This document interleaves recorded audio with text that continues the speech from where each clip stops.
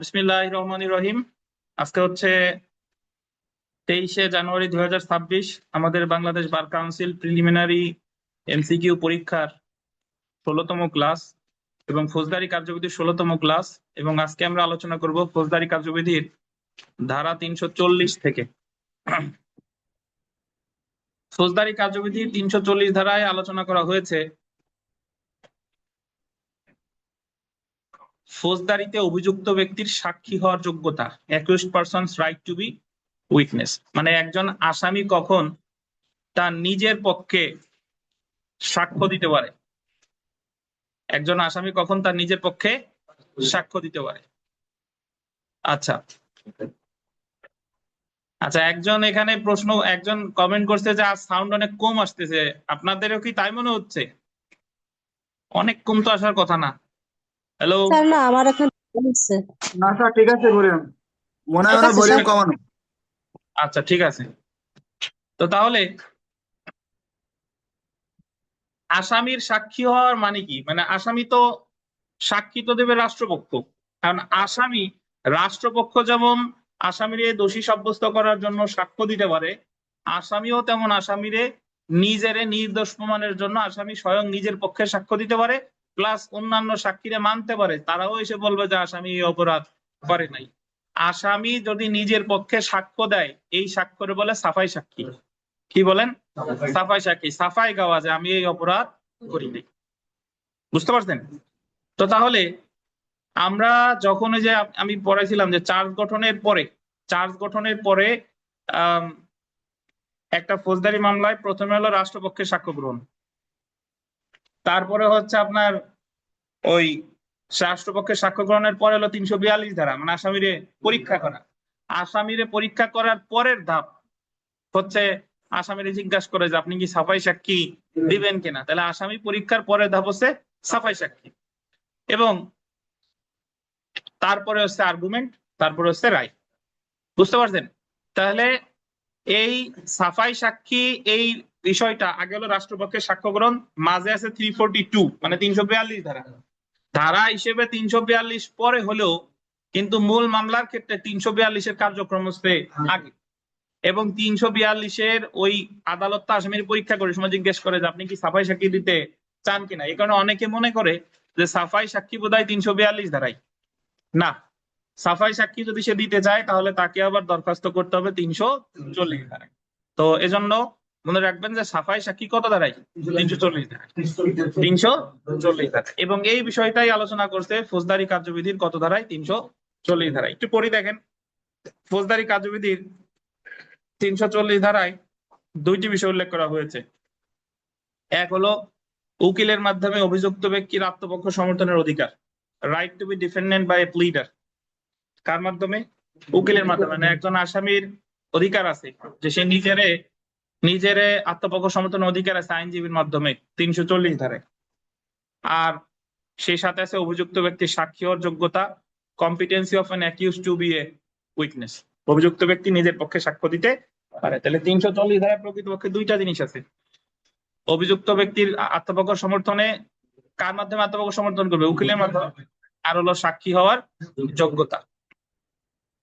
এখন উকিলের মাধ্যমে আত্মপক্ষ সমর্থন অর্থ আসলে কি? মানে প্রতিটা আসামির অধিকার আছে, সে যত ঘৃণ্য অপরাধ, যত নিকৃষ্ট অপরাধী করুক না কেন, তার আইনগত অধিকার যে তার পক্ষে একজন অ্যাডভোকেসি করবে।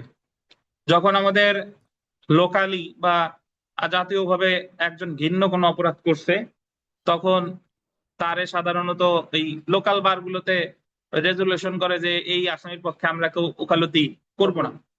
তো যতই অন্যরা করুক, একটা পর্যায়ে গিয়ে রাষ্ট্রই তার পক্ষে একজন আইনজীবী নিয়োগ দিবে, কারণ উকিলের মাধ্যমে আত্মপক্ষ সমর্থনের অধিকার এটি প্রতিটি ব্যক্তির অধিকার। ফৌজদারি কার্যবিধি 340 যেরকম আছে, বাংলাদেশ সংবিধানেও এটা উল্লেখ করা হয়েছে। তাহলে দেখেন, ফৌজদারি কার্যবিধি 340-এর এক ধারায় ফৌজদারি অপরাধে অভিযুক্ত কোনো ব্যক্তিকে আন্ডারলাইন করবেন কৌশলীর মাধ্যমে। কৌশলী মানে হলো উকিল, বুঝছেন? আত্মপক্ষ সমর্থনের অধিকার দেওয়া হয়েছে। সংবিধানের গোল দিবেন 33 অনুচ্ছেদে কোনো আসামিকে কোনো অ্যাডভোকেটের মাধ্যমে আইনি পরামর্শের যে সুযোগ দেওয়া হয়েছে, সেই একই অধিকার ফৌজদারি কার্যবিধি 340 ধারায় দেওয়া হয়েছে। অর্থাৎ যেটা ফৌজদারি কার্যবিধিতে আছে কত ধারায়? 340 ধারায় সেম জিনিস বাংলাদেশ সংবিধান আছে কত ধারায়? 33।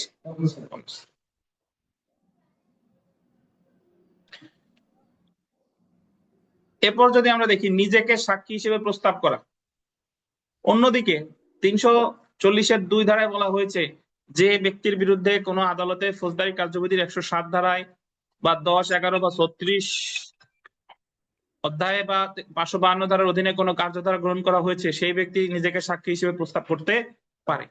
এখন আসামি সাক্ষী হওয়ার যোগ্যতা দেখেন, ফৌজদারি কার্যবিধি 340 ধারায় একজন অভিযুক্ত শুধুমাত্র তার আত্মপক্ষ সমর্থনে ফর হিজ ডিফেন্স যোগ্য সাক্ষী হতে পারে। আসামি শুধুমাত্র ডিফেন্স উইটনেস বা গোল দেবেন ডিডব্লিউ হতে পারে। 340-এর 3 ধারা অনুসারে গোল দিবেন লিখিত অনুরোধ ক্রমে, আসামি নিজেই অনুরোধ করবে, লিখিত অনুরোধ ক্রমে আসামি আত্মপক্ষ সমর্থনে সাক্ষ্য দিতে পারে। একটা বিষয় আপনাদের একটু ক্লিয়ার করে দিই, সেটা হলো যে অনেকের মাঝে একটা ধোঁয়াশা তৈরি হয় যে 164-এ যে দোষ স্বীকার করতেছে এইটা কি, আবার রাজ সাক্ষী যে দোষ স্বীকার করতেছে তাইলে এইটা কি, আবার এই যে সাফাই সাক্ষী দিচ্ছে তাইলে এইটা কি। বুঝতে পারছেন? সাফাই সাক্ষীরে সাফ কথা এটারে বলে ডিডব্লিউ বা ডিফেন্স উইটনেস। আগে 164-এ একজন ধরেন একজন খুনি, সে বলতেছে যে আমি হত্যা করছি, ম্যাজিস্ট্রেটের কাছে কনফেশনাল স্টেটমেন্ট দিচ্ছে বা দোষ স্বীকার করতেছে যে আমি স্বেচ্ছায় সজ্ঞানে ঠান্ডা মাথায় এর হত্যা করছি। এটা হলো নিজের দোষ, সে নিজে কি করতেছে, স্বীকার করতেছে তদন্ত পর্যায়ে। বুঝছেন? রাজ সাক্ষী কি ভাই, রাজ সাক্ষীতেও নিজের দোষ নিজেই স্বীকার করতেছে, বাট অন্য রেজরাইয়া যে আমি তো অপরাধ করছি, আমার সাথে মাহবুব পূর্ণ ফেরদৌস দিল, আর রাজ সাক্ষী এই দোষটা সে স্বীকার করতেছে কিসের জন্য? তারে প্রস্তাব দেওয়া হয়েছে যে তুমি যদি নিজের দোষ সহ অন্যের দোষ স্বীকার করো তোমার খালাস দেওয়া হবে। তাহলে 164-এর উদ্দেশ্য আর রাজ সাক্ষীর উদ্দেশ্য কিন্তু এক না। 164-এও দোষ স্বীকার করে, রাজ সাক্ষীতেও দোষ স্বীকার করে, কিন্তু 164-এ যে দোষ স্বীকার করতেছে সেটা সে জানে যে আমার দণ্ড হতে পারে, আর রাজ সাক্ষীতে দোষ স্বীকার করতেছে কেন? আমার বাঁচার জন্য। দুইটার পার্থক্য বুঝেন? আচ্ছা, এরপরে এবার আসি ডিডব্লিউ কি, ডিফেন্স উইটনেস। ডিফেন্স উইটনেসে সে কিন্তু নিজের দোষ কখনো স্বীকার করতেছে না। ডিফেন্স উইটনেসে সে বলতেছে যে আমি তো অপরাধ করিই নাই, অমুক অমুক অমুক অপরাধ করে নাই, বা আমি যে অপরাধ করি নাই আমার মানিত সাক্ষী আছে, তারা এসেও বলবে যে আমি অপরাধ করি নাই। বুঝতে পারছেন? সাফাই সাক্ষী মানে আমি অপরাধ করি নাই। 164 আমি অপরাধ করছি, রাজ সাক্ষী আমি অপরাধ করছি, কিন্তু ডিডব্লিউ যে সাফাই সাক্ষী জায়গা কি আমি অপরাধ করি নাই। এবং আমরা ওই যে অব্যাহতি শুনানির সময় পড়েছিলাম, আপনাদের মনে আছে কিনা, যে অব্যাহতি শুনানির সময় আসামি যদি নতুন কোনো কাগজপত্র দাখিল করে সেটা বিবেচনায় নেওয়া হবে না, মনে আছে? অ্যাকচুয়ালি অব্যাহতি শুনানির সময় আসামি যে কাগজপত্র দাখিল করবে এটা তো বিবেচনায় নেওয়া হবে না। এটা তাহলে বিবেচনায় নিবে কখন? এই সাফাই সাক্ষী তার যাবতীয় যে কাগজপত্র আছে সেই সবকিছু দাখিল করবে কখন? সাফাই সাক্ষীর সময়। তো 340-এর 3 ধারায় বলা হয়েছে দেখেন, ফৌজদারি আদালতে অভিযুক্ত যে কোনো ব্যক্তি তার আত্মপক্ষ সমর্থনে যোগ্য সাক্ষী হবে, মানে সে তার নিজের ক্ষেত্রেই যোগ্য সাক্ষী হবে, এবং তার বিরুদ্ধে আন্ডারলাইন করেন বা একই বিচারে তার সাথে অভিযুক্ত করা হয়েছে এমন কোন ব্যক্তির বিরুদ্ধে, মানে সে এবং তার সাথে যাদেরকে অভিযুক্ত করা হয়েছে এমন ব্যক্তির বিরুদ্ধে আনিত অভিযোগ মিথ্যা প্রমাণ করার জন্য গোল দেবেন শপথ পূর্বক সাক্ষ্য দিতে। তাহলে 340-এ সাক্ষ্য দিতে হলে অবশ্যই শপথ বাক্য পাঠ করানো লাগবে। শপথ বাক্য পাঠ করানো মানে কি, ওই যে কাঠ গড়ায় দাঁড়াইয়া যাহা বলিব সত্য বলিব, সত্য বলিয়া মিথ্যা বলিব। বুঝছেন?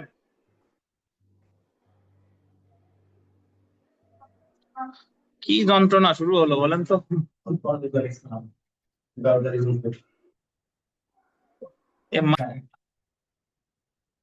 এখন দেখেন, শর্ত হলো সাক্ষী হিসেবে আহ্বান করা যাবে না তার লিখিত অনুরোধ ছাড়া। এটা আন্ডারলাইন করেন, সাক্ষী হিসেবে আহ্বান করা যাবে না তার লিখিত অনুরোধ ছাড়া। অর্থাৎ সাক্ষী শুধুমাত্র লিখিত অনুরোধ করলে আদালত তাকে আত্মপক্ষ সমর্থনে সাক্ষ্য দেওয়ার জন্য আহ্বান করতে পারে। সুতরাং আন্ডারলাইন করেন, সুতরাং 340 ধারা অনুযায়ী একজন আসামি নিজের আত্মপক্ষ সমর্থনে বা নিজের পক্ষে সাক্ষ্য দিতে পারে, নিজের আত্মপক্ষ সমর্থনে বা নিজের পক্ষে কি দিতে পারে, সাক্ষ্য দিতে পারে। এবং একই বিচারে আন্ডারলাইন করেন, অন্যান্য যে সকল ব্যক্তিদের সাক্ষ্য মানে বিরুদ্ধে অভিযোগ গঠন করা হয়েছে তাদের পক্ষে সাক্ষ্য দিতে পারে। তার মানে নিজের পক্ষেও সাক্ষ্য দিতে পারে, আবার কি অন্যান্য ব্যক্তিদের ক্ষেত্রে বিরুদ্ধে মানে তাদের পক্ষে আর কি, তাদের বিরুদ্ধে না কিন্তু তাদের কি তাদের পক্ষেও সাক্ষ্য দিতে পারে। তাহলে আমরা যদি এখানে চলে আসি, জেনে রাখা ভালো, একজন সাক্ষী, এই সাক্ষী গোল দিয়ে আশেপাশে একটু লিখে রাখেন আসামি।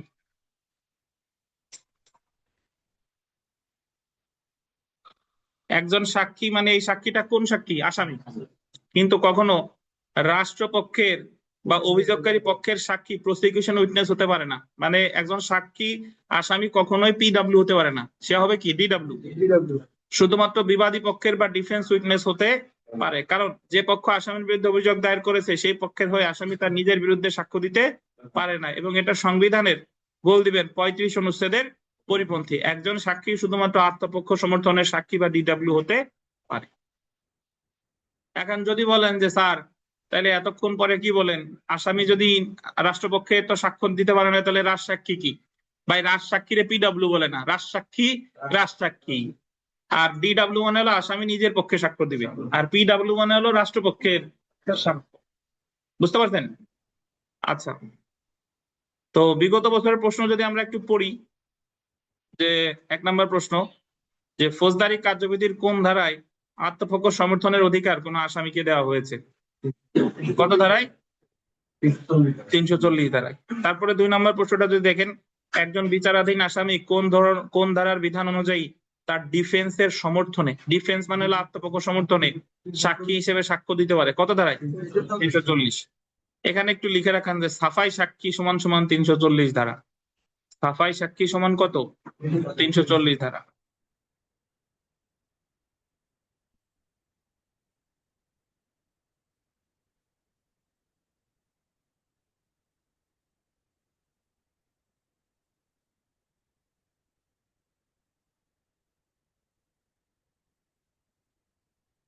আমরা চলে এসেছি 342 ধারায়। ধারা 342, আসামিকে পরীক্ষা করার ক্ষমতা, power to examine the accused. বাস্তবে 342-এর কার্যক্রম 340-এর আগে হয়। ধারাগত দিক দিয়ে আগে হচ্ছে 340, তারপরে হচ্ছে 342, কিন্তু আদালতের কার্যক্রমের দিক থেকে আগে কার্যক্রম গ্রহণ করে কত ধারা? 342, তারপরে হচ্ছে 340। 342 হলো যখন রাষ্ট্রপক্ষের সাক্ষ্য গ্রহণ শেষ, তখন পরের যে ধাপ সেটা হলো 342। 342 মানে হলো আসামিকে পরীক্ষা করা। মানে এতদিন পর্যন্ত রাষ্ট্রপক্ষের সাক্ষ্য গ্রহণ করা হয়েছে, আসামি পক্ষের আইনজীবী রাষ্ট্রপক্ষের সাক্ষীদের জেরা করছে, ওনাদের সাক্ষ্য গ্রহণ যখন ক্লোজ হয়ে গেছে, পরের তারিখ হলো 342 ধারা। এতদিন পর্যন্ত আসামিরা কিন্তু কাঠগড়ায় জাস্ট খালি দাঁড়ায় আছে, ওই যে সাক্ষীরা সাক্ষ্য দিছে, জেরা করছে, আসামিরা কিন্তু কোনো কথা টথা বলে নাই বা তাদের বলার অধিকারও নাই। তারা প্রতি ধার্য তারিখে কি হাজির হয়েছে, দাঁড়ায় আছে। এখন 342-তে আদালত আসামিরে পরীক্ষা করতে পারে। পরীক্ষা মানে কি? আদালত যে কোনো প্রশ্ন, ওই মামলা রিলেটেড যে কোনো প্রশ্ন আসামিদের জিজ্ঞাসা করতে পারে। এটা কিন্তু উকিল সাহেব না, এটাকে আদালত। এবং আদালত যে প্রশ্ন করবে, বিচারক যে প্রশ্ন করবে, আসামিরা সেটা উত্তর দিবে। যদি উত্তর না দেয় তাহলে আদালত আবার অনুমান করতে পারে। আর এই যে যা বলবে এগুলা আবার বিচারক কি লিখে নিবে, সেখানে আসামিও স্বাক্ষর করবে, আবার কি ওই বিচারকও স্বাক্ষর করবে। এটাই হলো 342। এবং ওই 342 এর শেষ পর্যায়ে গিয়ে জিজ্ঞাসা করে যে আপনি কি সাফাই সাক্ষী দিতে চান? এখন সাফাই সাক্ষী দেওয়া কিন্তু বাধ্যতামূলক না। আসামি যদি মনে করে যে আমি সাফাই সাক্ষী দেবো তাহলে দিব, আর আসামি যদি মনে করে যে না আমি দেব না তাহলে দিব না। বুঝছেন? তাহলে একটা মামলায় রাষ্ট্রপক্ষের সাক্ষ্য গ্রহণ বাধ্যতামূলক, 342ও বাধ্যতামূলক, কিন্তু সাফাই সাক্ষী কিন্তু বাধ্যতামূলক না। এটা হচ্ছে আসামির বিবেচনার উপর নির্ভর করে সে কি মানে সাফাই সাক্ষী দিতে চায় কি চায়। আচ্ছা, তা এখানে যদি আমরা একটু পড়ি, দেখেন যে ফৌজদারি কার্যবিধি 342 ধারা অনুযায়ী আদালত আসামিকে পরীক্ষা করতে পারবে। পাওয়ার টু, ইংলিশটা ভালোভাবে মনে রাখেন, power to examine the accused. Accused মানে কি? অভিযুক্ত ব্যক্তি।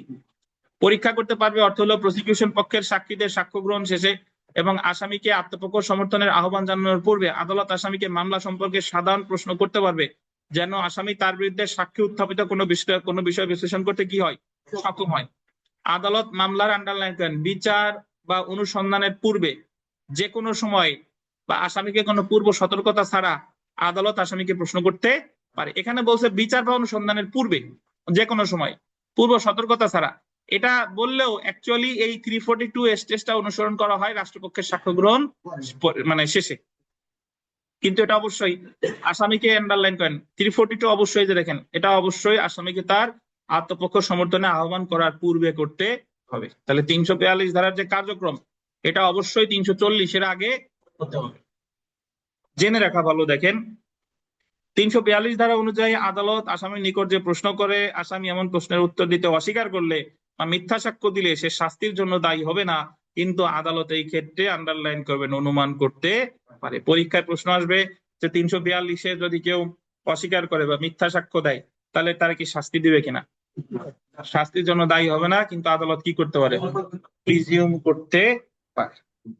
তারপর লাইনটা ইম্পর্টেন্ট, 340 ধারা আসামিকে শপথ করাতে হয়, কিন্তু 42 ধারায় শপথ করানো যাবে না।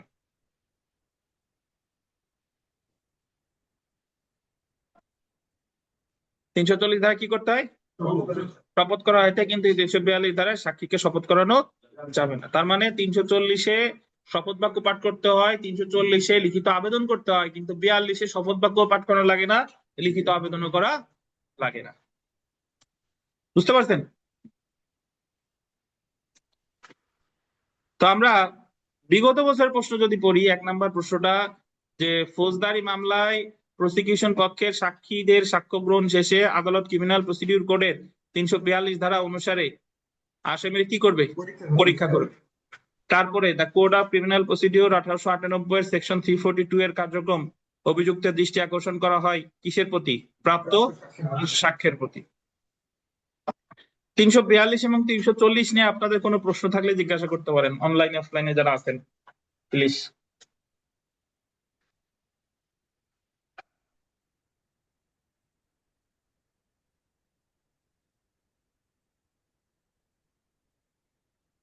আর প্রশ্ন আছে ভাই? নির্মল 340-এ কি বলছে বলেন।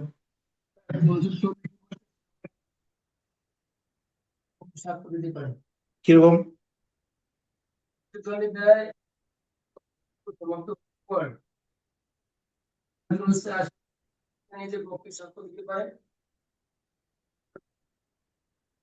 আর যদি কোনো সাক্ষী সেও তার মানে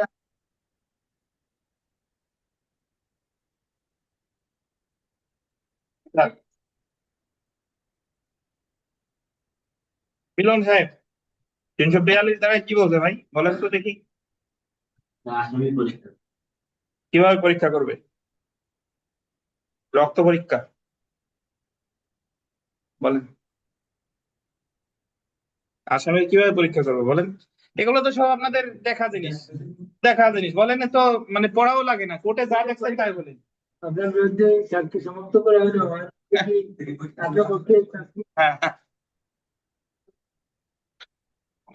আসামিরে পরীক্ষা করা বললে অনেকেই বুঝবে না, যদি কয় 342 তাহলে অনেকেই বুঝবে না, কারণ আদালতে বলে যে 342 ধারার বা 342 এর জন্য আছে। আদালত আসামিরে যে কোনো প্রশ্ন করতে পারে, কারণ এতদিন তো আসামিরে কোনো প্রশ্ন কেউ করে নাই। আর একটা বিচার ব্যবস্থা দেখেন, আসামিরে প্রকৃতপক্ষে আসামি যদি সাফাই সাক্ষী না দেয় তাহলে আসামিরে কিন্তু জেরা করার সুযোগ নাই। তাহলে একটা মামলায় খালি আসামি নীরব দর্শকের ভূমিকা পালন করতেছে, বাদ বাকি যে মামলা করছে তারই সবকিছু প্রমাণ করা লাগবে।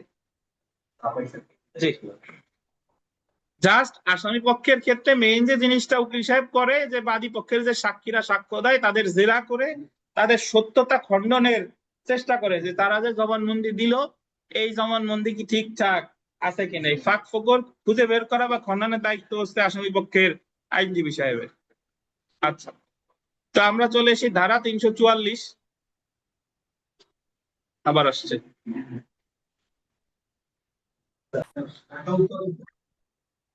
দেখেন মামলার কার্যক্রম মুলতবির ক্ষমতা, power to postpone or adjourn proceedings. এই জায়গায় দুইটা বিষয় আছে, পাওয়ার টু পোস্টপন, পোস্টপন শব্দটা বললেন, পোস্টপন মানে হচ্ছে স্থগিত, আর অ্যাডজন, অ্যাডজন মানে হচ্ছে মুলতবি। ফৌজদারি কার্যবিধি 344 ধারায় দুইটি বিষয় নিয়ে আলোচনা করা হয়েছে। প্রথমত ফৌজদারি মামলার কার্যক্রম স্থগিত বা মুলতবি, আর দ্বিতীয়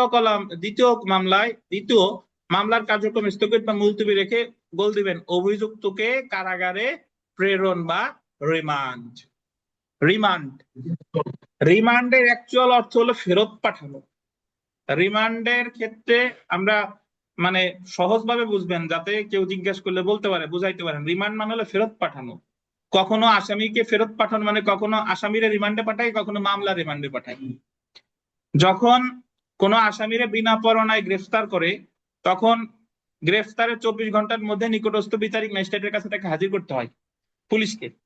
এবং পুলিশের যদি মনে হয় যে ওই আসামিকে আরো জিজ্ঞাসাবাদ করা দরকার তদন্তের স্বার্থে, মানে তার হেফাজতে আরো রাখা দরকার, তখন পুলিশ আবেদন করে যে এই আসামিটা আমার কাছে ফেরত দেওয়া হোক। এই ফেরত দেওয়ার আবেদনটা কি বলে? রিমান্ড। এবং আদালত যদি ঠিক আছে যেহেতু এর আরো জিজ্ঞাসাবাদ করা দরকার, আরো নতুন তথ্য উদ্ঘাটিত হতে পারে, তখন আদালত পুলিশের কাছে ওই আসামিরে ফেরত পাঠায়। এটাই হলো রিমান্ড। এই যে রিমান্ডের কথা বললাম, এই রিমান্ড আছে 167(2), তদন্ত পর্যায়ে রিমান্ড, তদন্ত পর্যায়ে আর রিমান্ড। আর যখন কোনো মামলা ধরেন শুরু হয়ে গেছে, সাক্ষ্য গ্রহণ পর্যায়ে কি শুরু হয়ে গেছে, এখন আমরা জানি কি একটা মামলার সাপ্লিমেন্টারি চার্জশিট দিতে পারে, মানে অধিকতর তদন্ত, অধিকতর তদন্ত বিচার শুরু হওয়ার পরেও করতে পারে। মানে অলরেডি তো তদন্ত চার্জশিট একটা জমা দিছে, চার্জ গঠন হয়ে গেছে, সাক্ষ্য গ্রহণ শুরু হয়েছে, তারপরেও অধিকতর তদন্ত কিন্তু করতে পারে। এখন ধরেন পুলিশ অধিকতর তদন্তের স্বার্থে ওই আসামি ধরেন জামিনে আছে বা কারাগারে আছে, যে জায়গায় থাক না কেন, পুলিশ অধিকতর তদন্তের স্বার্থে বিচারিক পর্যায়ে এসে আবার আবেদন করছে যে এই আসামিরে অধিকতর তদন্তের স্বার্থে এর আরো জিজ্ঞাসাবাদ করা দরকার, কিন্তু ওই আসামি আছে কোথায়? কারাগারে। তাহলে রিমান্ডে মানে কার কাছে পাঠাবে? পুলিশের কাছে। এখন পুলিশ তো ইচ্ছা করলেই তো ওই আসামির কারাগারে নিতে পারবে না, অনুমতি লাগবে কার? ম্যাজিস্ট্রেটের। তাহলে এই বিচারিক পর্যায়ে পুলিশ যে রিমান্ডের আবেদন করে এটা হলো 344 ধারায়। বাস্তবে খুব বেশি প্র্যাকটিস দেখেন নাই, বাট বিধান কিন্তু আছে। তাহলে রিমান্ড যদি তদন্ত পর্যায়ে বলে তাহলে 167 কত? 2, আর বিচারিক পর্যায়ে বললে 344। তবে একটু লিখে রাখেন, রিমান্ড শব্দটার উল্লেখ আছে 344 ধারায়। মানে 167(2) যদি আপনি তল্লাশি করেন ওই জায়গায় রিমান্ডের কোনো নাম নিশানা নাই। রিমান্ড মঞ্জুর করে বাট ওই জায়গায় রিমান্ড শব্দটা নাই। রিমান্ড শব্দটার উল্লেখ আছে কত ধারায়? 344 ধারায়।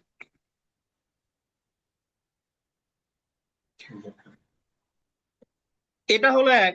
আর একটা হলো 344 ধারায় আরো একটা বিষয় আছে। বাস্তবে যে বিষয়টা সবচেয়ে বেশি হয়, সময়ের আবেদন করে। আসামিরে ফোন দিয়ে পাওয়া যায় নাই, এখন সময়ের আবেদন একখান দিয়ে দিচ্ছেন যে কি হয়েছে, অসুস্থ হয়েছে।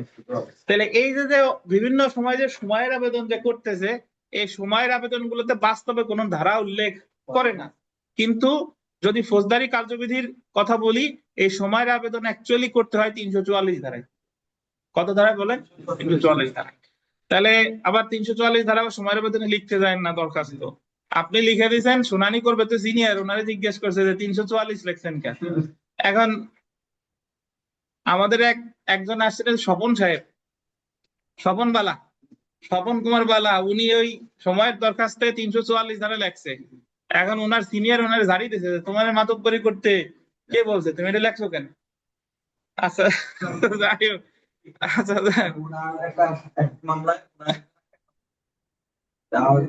আসামি আসেন এই নভেম্বর, পরে উনি আমার বলছে আমারটা দরখাস্ত কি সবাই আমি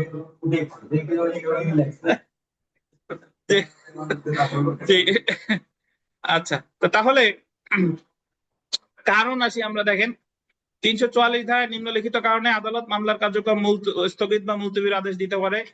প্রথম হলো সাক্ষীর অনুপস্থিতি, অ্যাবসেন্স অফ এ উইটনেস, আর হলো অন্য কোনো যুক্তিসঙ্গত কারণে, এনি আদার রিজনেবল কজ।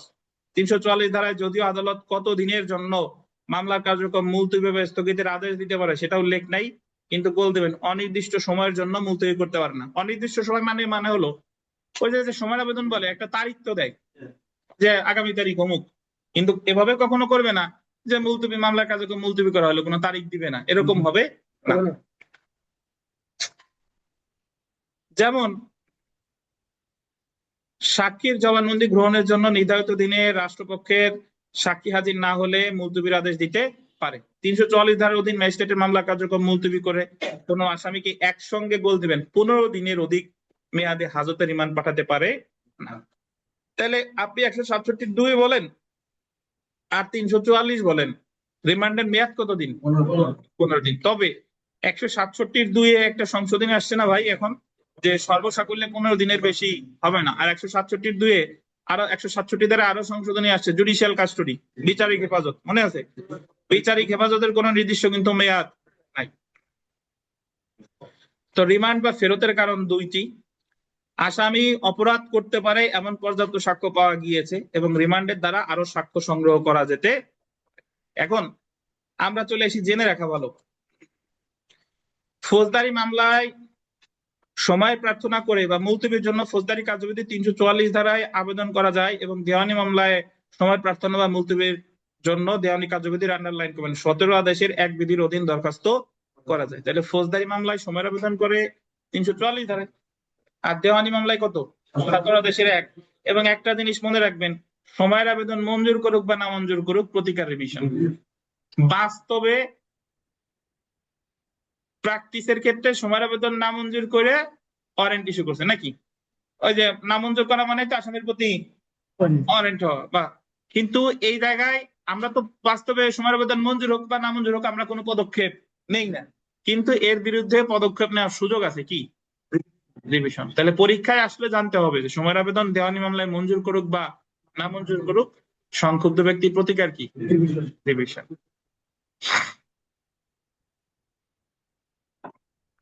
তো বিগত বছর প্রশ্ন পড়ি দেখেন, ফৌজদারি মামলায় সময় প্রার্থনা করে দরখাস্ত করা যায় কোন আইনের কত ধারা অনুযায়ী? ফৌজদারি কার্যবিধির কত ধারা? 344 ধারা। সেলফ প্র্যাকটিসের 2 নম্বর প্রশ্নটা পড়ি দেখেন, যে ফৌজদারি কার্যবিধির ড্যাশ ধারায় সাফাই সাক্ষী বা আত্মপক্ষ সমর্থনে সাক্ষ্য দিতে পারে, কত ধারায়? 340। আমরা যদি 8 নম্বর প্রশ্নটা পড়ি দেখেন, ফৌজদারি কার্যবিধির 342 ধারায় আসামি জবানবন্দি বা পরীক্ষা করার সময় আদালত আসামিকে যে প্রশ্ন করে, আসামি উক্ত প্রশ্নের উত্তর না দিলে বা মিথ্যা জবাব দিলে আসামির কি হবে না? সাথে সাথে দণ্ড দিবে না, বুঝছেন? 11 নম্বর প্রশ্নটা পড়ি, ফৌজদারি কার্যবিধি 340 ধারায় আসামির জবানবন্দি গ্রহণের সময় আদালত আসামিকে কি করাতে হবে? শপথ করাতে হবে। শপথ করানো মানে হলো ওই জায়গায় দাঁড় করাইয়া যে বললো যা বলিব সত্য বলিব, সত্য বলিয়া মিথ্যা বলিব না। তো যতটুকু পড়লাম 344 নিয়ে আপনাদের কোনো প্রশ্ন আছে কিনা ভাই? অনলাইন অফলাইনে যারা আছেন 303 সেকশন 344 এটা নিয়ে আপনাদের কোনো প্রশ্ন আছে কিনা? নিমো স্যার, কোনো প্রশ্ন নাই? আচ্ছা, ভালো একটা টপিক, সেটা হলো যে গতদিন একটা প্রশ্ন আসছে আপনাদের মাঝ থেকে, একজন জিজ্ঞাসা করছে আমার হোয়াটসঅ্যাপে যে 265(6) কি আছে বলেন তো? পূর্ববর্তী দণ্ডের ব্যাপারে সাক্ষ্য গ্রহণ। এখন আপনারা যে প্রশ্ন করেন নাই, যৌক্তিক প্রশ্ন, উনি বলছে স্যার টতে 265 টতে তো দণ্ড বা খালাস দিয়েই দিয়েছে, তাহলে ঠতে এসে আবার পূর্ববর্তী দণ্ড সম্পর্কে সাক্ষ্য গ্রহণ করে লাভ কি? মানে হয়তো তার দণ্ড হয়ে গেছে, নাহলে কি খালাস হয়ে গেছে, যা হওয়ার তো হয়েই গেছে, তাহলে ঠতে এসে আবার তার সাক্ষ্য গ্রহণ মানে পূর্ববর্তী দণ্ড সম্পর্কে কেন সাক্ষ্য গ্রহণ করবে? আপনাদের কি মনে হয় কেন সাক্ষ্য গ্রহণ করবে জানেন? দণ্ড তো অলরেডি দিয়ে দিছে। পূর্ববর্তী, ধরেন একজন আসামি, সে চুরি করছে, আগেও সে চুরি করছিল কিন্তু তার এই দ্বিতীয় চুরির মামলায় তার সাজা দিয়ে দিছে, তাইলে প্রথম চুরির ব্যাপারে আবার তার সাক্ষ্য গ্রহণ যখন সাজা মারে দিয়ে দিছে, তাইলে সাক্ষ্য গ্রহণ করার দরকার কি? এটা হলো প্রশ্ন। হ্যাঁ, যৌক্তিক প্রশ্ন। তো এটার উত্তর দেওয়ার জন্য আমার জানতে হবে দণ্ডবিধি 75 ধারা। দণ্ডবিধির 75 ধারা যখন আমরা পড়বো, ওই জায়গায় একটা কথা আছে যে দণ্ডবিধির নির্দিষ্ট কিছু অপরাধ আছে, যেরকম চুরি, ডাকাতি, ছিনতাই, এই অপরাধগুলো একটু শুনেন, প্রথমবার যদি করার পরে তার 3 বছর বা তার বেশি সাজা হয়। প্রথমবার করলে কত? 3 বছর বা তার বেশি। এবং দ্বিতীয়বার যদি এই অপরাধ আবার করে তাহলে তার সাজা যাবজ্জীবন কারাদণ্ড বা 10 বছর পর্যন্ত কারাদণ্ড হবে। উদাহরণ দিই আমি, ধরেন একজন ব্যক্তি একটা 380 ধারায় একটা চুরি করছে, একটা গরু চুরি করছে, ওই মামলায় তার ধরেন 5 বছর সাজা হয়েছিল। তো এরপরে আবার ওই সাজা টাজা খেটে সে বেরোইছে, 5 বছর পরে এসে সে আবার আর একটা কি ওই একই ওই ঘর থেকে চুরি করছে, এবার ধরেন উট চুরি করছে উদাহরণস্বরূপ ধরলাম। তো তার বিরুদ্ধে যখন দ্বিতীয় মামলায় চার্জ গঠন হলো, ওই চার্জে কিন্তু উল্লেখ থাকবে যে আমরা চার্জের উপাদান করছি না, যে পূর্ববর্তী দণ্ডের কথা ওখানে উল্লেখ থাকে, পূর্ববর্তী দণ্ডের উল্লেখ থাকে। এখন 380 ধারার মামলার সাজা হলো 7 বছর, মানে সর্বোচ্চ সাজা হইতে পারে কত? 7 বছর।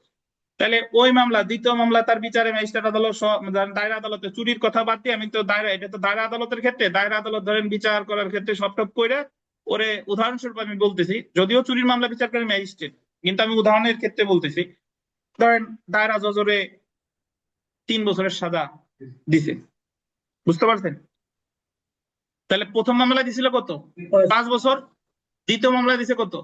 3 বছর। এখন কথা হলো দণ্ডবিধির 75 ধারায় কি বলছে, যে যদি একই ধরনের অপরাধ একবার করে, প্রথম মামলায় যদি তার 3 বছর বা তার বেশি দেয়, এবং তাহলে দ্বিতীয় মামলা যদি প্রমাণিত হয় তাহলে তার সাজা হবে যাবজ্জীবন কারাদণ্ড বা 10 বছর। দ্বিতীয় মামলায় তার সাজা দিছে কত? 3 বছর। এখন বিচার তো শেষ হয়ে গেছে, এখন ওই আসামিরে জিজ্ঞাসা করবে যে তুমি কি এর আগে এই সেম অপরাধের জন্য দণ্ডিত হয়েছিল কিনা। যদি বলে যে আমি দণ্ডিত হয়েছিলাম, তাহলে 75 ধারা অনুসারে ওরে সাথে সাথে কি ওই যাবজ্জীবন কারাদণ্ড অথবা 10 বছর হতে পারে, বুঝছেন? আর যদি বলে সে পূর্ববর্তী সাজার কথা কি করে অস্বীকার করে, যে না আমি আগের কোনো মামলা এরকম সাজা পাই নাই, তখন রাষ্ট্রপক্ষ যে সাজা কাটার কারাগারের যে সাজা কাটার নকল বা রায়ের কপি এগুলা হাজির করে পরে আবার বাকিটুকুর বিচার হবে যে আসলেই সে সাজা কাটছিল কিনা, এবং বিচার করে যেহেতু একই অপরাধ 2বার করছে তাহলে তার সাজা এখন কি বেড়ে যাবে। বুঝতে পারছেন কাহিনী? তো এজন্য যে 265 যে কাহিনী আপনার কাছে যৌক্তিক মনে হইতে পারে, যে একবার যেহেতু দণ্ড বা খালাস দিয়ে দিল তাহলে আবার পূর্ববর্তী দণ্ডদের সম্পর্কে মানে সাক্ষ্য গ্রহণ করে লাভ কি? লাভ হলো যদি সে স্বীকার করে নাই তাহলে তো সাজা পেয়ে গেল, তাহলে সাক্ষ্য গ্রহণের দরকার নাই, ওই যে বাড়াই দিল। আর যদি অস্বীকার করে তাহলে ওই বাকি টুকির আবার বিচার হবে যে আসলেই তুমি দণ্ড পাইছিলা কিনা। আর যেহেতু একই ধরনের অপরাধ 2বার দণ্ড পাই গেল, এখন তার দণ্ড আবার কি বেড়ে যাবে। এই তসলিম সাহেব বুঝছেন কিনা? ধন্যবাদ স্যার। কষ্ট করে ওই সময় আপনারা বলি নাই, তাহলে আমার 2বার বলা লাগতো, ঠিক আছে স্যার, ধন্যবাদ, সমস্যা নাই স্যার, নাদের বলা ধন্যবাদ। হতো না। আচ্ছা, তো আমরা চলে আসি কতিপয় অপরাধের আপোষ মীমাংসা।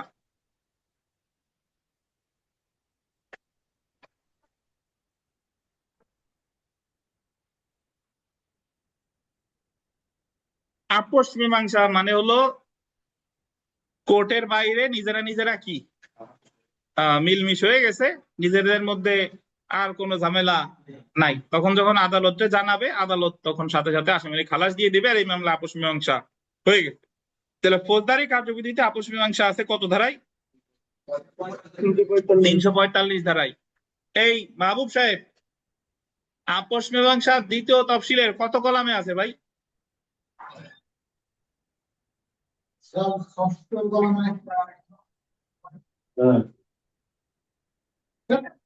হ্যাঁ ঠিক আছে, তো দ্বিতীয় তফসিলের 6ষ্ঠ কলামে আছে যে কোন কোন অপরাধ আপোষ মীমাংসা করা যাবে আর কোন কোন অপরাধ আপোষ মীমাংসা করা যাবে না। তো একটু দাঁড়ান,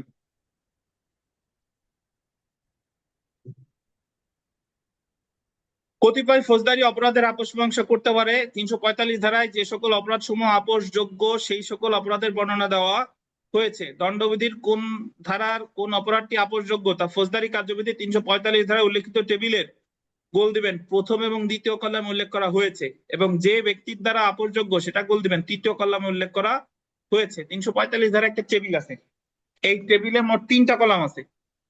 প্রথম কলামে আছে ধরেন ধারা, দ্বিতীয় কলামে আছে অপরাধের নাম, তৃতীয় কলামে বলা আছে এই অপরাধটা কি আপোষ মীমাংসা করতে পারে, যে ওই মামলা ভিকটিম করতে পারে কিনা উল্লেখ করা হয়েছে। যেমন দণ্ডবিধি 323 এবং 324 ধারায় আঘাতের অপরাধ মীমাংসা করতে পারে যাকে আঘাত দেওয়া হয়েছে অর্থাৎ ভিকটিম। দণ্ডবিধি 323-এ আছে স্বেচ্ছায় আঘাত করা, আর 324-এ আছে যে আঘাত করতে কি দ্বারা, গুরুতর মানে সরি গুরুতর অস্ত্রের মাধ্যমে, ওই ডেডলি ওয়েপন মারাত্মক অস্ত্রের মাধ্যমে যদি আঘাত করে তাহলে সেটা 324। তো 323 হোক বা 24 হোক, এটা আপোষ করতে পারে কে, ভিকটিম। তো জেনে রাখা ভালো, তো যদি আমরা পড়ি যে 345 ধারায় উল্লেখিত অপরাধের আপোষ মীমাংসার ক্ষেত্রে ক্ষতিগ্রস্ত ব্যক্তির সম্মতি যথেষ্ট, কিন্তু 345-এর 2 ধারার টেবিলে উল্লেখিত অপরাধ সমূহের অপরাধের ক্ষেত্রে গোল দিবেন আদালতের অনুমতি নিয়ে তৃতীয় কলামে উল্লেখিত ব্যক্তিরা অপরাধের আপোষ মীমাংসা করতে পারে। তো এখানে একটা আগে আপনারা একটু পাশে লিখে রাখেন তাহলে ভালো হবে। 345 ব্র্যাকেটে 1 তীর চিহ্ন দিয়ে লেখেন আদালতের অনুমতি ব্যতীত। 345 এর 1 সমান সমান আদালতের অনুমতি ব্যতীত। 345 এর 1 সমান আদালতের অনুমতি ব্যতীত ব্যতীত। আর 345 এর 2 সমান আদালতের অনুমতি নিয়ে, আদালতের অনুমতি নিয়ে।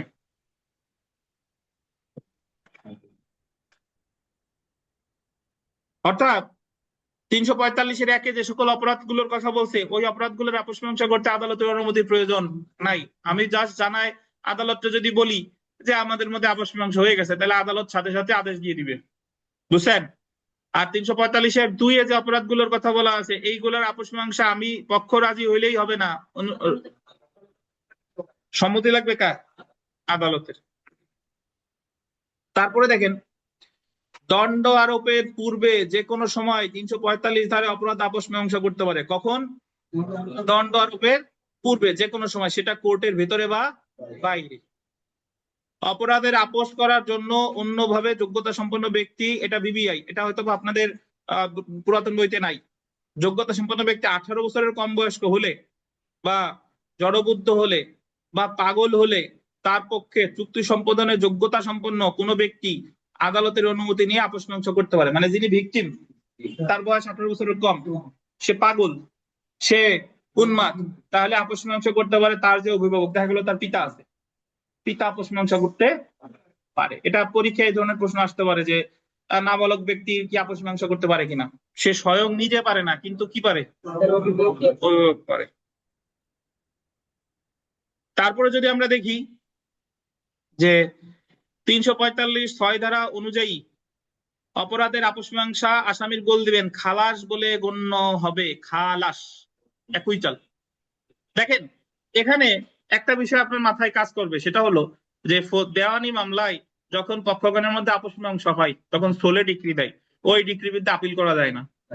কিন্তু ফৌজদারি মামলায় আপোষ মীমাংসার ফলে আসামির যদি খালাস দেয় আপিল করা যাবে।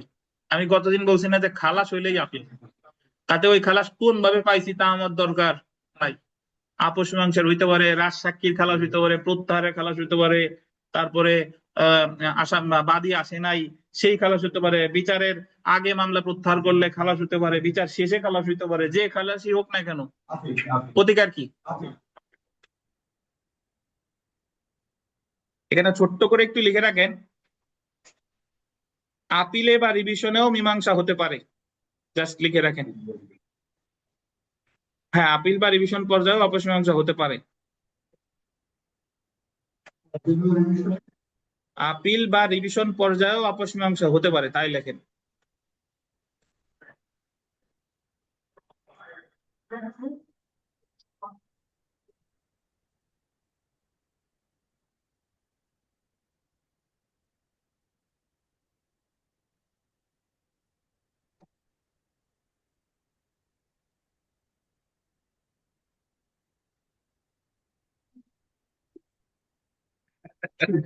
আপিল দেখেন, যেহেতু 345 ধারায় আপোষ মীমাংসা আসামির খালাস বলে গণ্য হয়, সেহেতু খালাসের বিরুদ্ধে আপিল করা যায়। তাই 345 ধারা আপোষ মীমাংসার বিরুদ্ধে 417 ধারায় সরকার আপিল করতে পারে। তাহলে খালাসের বিরুদ্ধে প্রতিকার কি? আপিল করা যায়।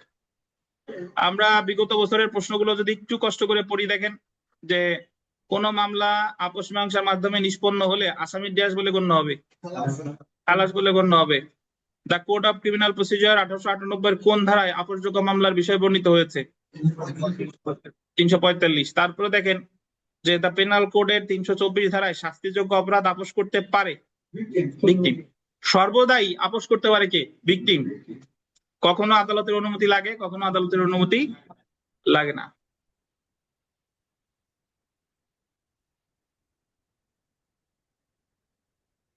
সেলফ প্র্যাকটিসের যা আছে কষ্ট করে পড়ে ফেলবেন, ইম্পর্টেন্ট। 9 নাম্বার প্রশ্নটা একটু পড়ি, যে সাক্ষ্য প্রমাণে প্রথম শ্রেণী ম্যাজিস্ট্রেট যদি মনে করে তার দণ্ড দেওয়ার যে এখতিয়ার আছে তা অপেক্ষা অধিকতর দণ্ড অভিযুক্তকে দিতে হবে। মানে সাক্ষ্য গ্রহণের পর প্রথম শ্রেণী ম্যাজিস্ট্রেট দণ্ড দিতে পারে কত বলেন তো? সাধারণ এখতিয়ার বলে 5 বছর, আর বিশেষ এখতিয়ার বলে 7 বছর। মনে আছে? সাধারণ এখতিয়ার বলে দণ্ড দেয় 32, আর বিশেষ এখতিয়ার বলে 33 ক। উনি সাধারণ এখতিয়ার বলে সাজা দিতে পারে 5 বছর, আর বিশেষ এখতিয়ার বলে 7 বছর। এখন উনার মনে হচ্ছে যে মামলা উনি বিচার করছে, উনি তো বিচার করতে পারে অনেক বড় অপরাধ, মনে আছে কিনা আপনাদের? 10 বছর কারাদণ্ডযোগ্য অপরাধ বিচার করতে পারে, বাট সাজা দিতে পারে সর্বোচ্চ কত? 7 বছর। এখন বিচার শেষে ওনার মনে হচ্ছে যে এই ব্যক্তির 7 বছর না আরো বেশি সাজা দেওয়া দরকার, বা 5 বছর না আরো বেশি সাজা দেওয়া দরকার। তাহলে উনি তো সাজা দিতে পারতেছে না, তখন উনি এই মামলাটা বদলি করে দিবে দায়রা জজের কাছে 347 ধারায়। 347 তীরচিহ্ন দিয়ে লেখেন প্রথম শ্রেণী ম্যাজিস্ট্রেট, তীরচিহ্ন দিয়ে লেখেন দায়রা জজ। 347 সামনে তীরচিহ্ন দিয়ে লেখেন প্রথম শ্রেণী ম্যাজিস্ট্রেট, তীরচিহ্ন দিয়ে লেখেন দায়রা জজ।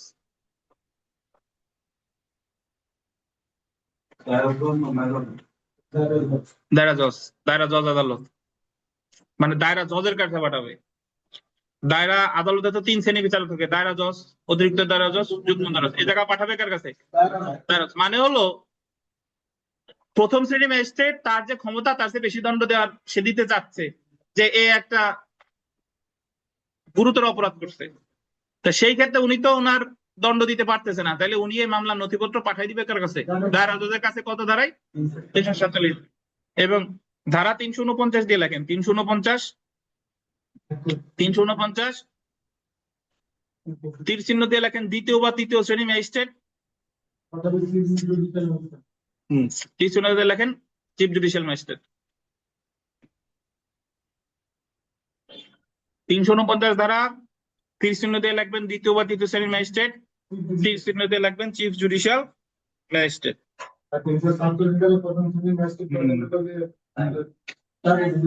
অর্থাৎ এখানে একটা বিষয় খেয়াল করেন, দ্বিতীয় শ্রেণীর ম্যাজিস্ট্রেট তো দণ্ড দিতে পারে 2 বছর, তৃতীয় শ্রেণীর ম্যাজিস্ট্রেট দণ্ড দিতে পারে কত? 3 বছর। কিন্তু আপনি যদি ফৌজদারি কার্যবিধির দ্বিতীয় তফসিলের 8ম কলাম দেখেন, যে দ্বিতীয় তৃতীয় শ্রেণীর ম্যাজিস্ট্রেট ওনারা সাজা দেওয়ার ক্ষমতা লিমিটেড, বাট ওনা কিন্তু অনেক বেশ, মানে যে অপরাধের সাজা বেশি এরকম অপরাধেরও বিচার করতে পারে, কিন্তু সাজা দিতে পারে 2 বছর, কখনো 3 বছর। এখন বিচার শেষে যদি ওনাদের মনে হয় যে না আরো বেশি সাজা দেওয়া দরকার, তাহলে সেই ক্ষেত্রে উনি তো দিতে পারতেছে না, এই মামলা বদলি করে দিবে কার কাছে? চিফ জুডিশিয়াল ম্যাজিস্ট্রেটের কাছে। কত ধারায়? 349 ধারায়।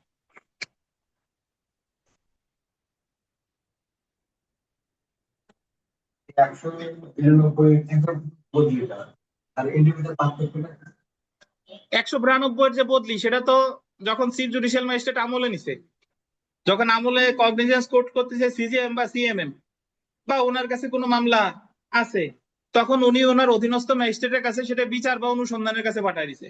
এ জায়গা তো শাস্তি দেওয়ার কোনো বিষয় নাই, উনি ওনার মামলা আর একজনের কাছে পাঠাইছে যে তোরা বিচার কর বা তোরা অনুসন্ধান কর, আমার এত সময় নাই।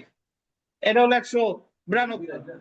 আর এই জায়গা হলো আমার সাজা দেওয়ার আমার মন বেশি, কিন্তু আমি সাজা দিতে পারতেছি না, তাহলে সেই ক্ষেত্রে আমি পাঠাই দিব দায়রার কাছে। আমি যদি প্রথম শ্রেণী ম্যাজিস্ট্রেট হই, আর আমি যদি দ্বিতীয় তৃতীয় শ্রেণী ম্যাজিস্ট্রেট হই, তাহলে পাঠাবো কার কাছে? চিফ জুডিশিয়াল ম্যাজিস্ট্রেটের কাছে।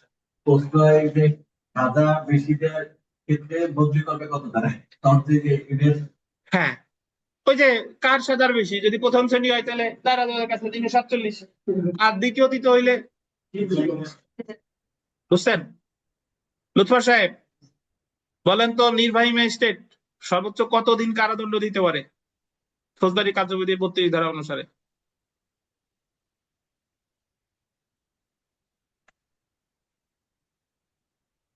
2 মাসের জেল। 2 মাস জেল, প্রায় কাছাকাছি। প্রবাস, নির্মল? এরকম কোনো পদ্ধতি নির্বাহী ম্যাজিস্ট্রেটের সাজার দেওয়ার কোনো কথা তো 32-এ নাই। জুডিশিয়াল যদি বেশি যদি ওই যে স্টাইলের কাছে পাঠাবে। হ্যাঁ হ্যাঁ, তো আমাদের নামাজের বিরতি, নামাজ শেষে আবার পড়া শুরু করবো ইনশাল্লাহ। তো এখানে এই 10 নম্বর প্রশ্নটা পড়বো, তো তার আগে ওই যে আপোষ মীমাংসা যে জায়গায় পড়ছি, ওই জায়গায় 2-4 কথা 2025-এ একটা সংশোধনী আসছে, ওটা একটু লিখবেন। যে বেআইনি সমাবেশ, বেআইনি সমাবেশকে আপোষযোগ্য করা হয়েছে 2025 সালের সংশোধনী অনুসারে। বেআইনি সমাবেশকে আপোষযোগ্য করা হয়েছে। বেআইনি সমাবেশকে আপোষযোগ্য করা হয়েছে। বেআইনি সমাবেশের শাস্তি মাত্র 6 মাস, বাট এটা আগে আপোষযোগ্য ছিল না, 2025 সালে এটা আপোষযোগ্য করা হয়েছে। এটা একটু লিখে নেবেন। ওই যে আপোষে 345-এর ওখানে বেআইনি সমাবেশকে আপোষযোগ্য করা হয়েছে।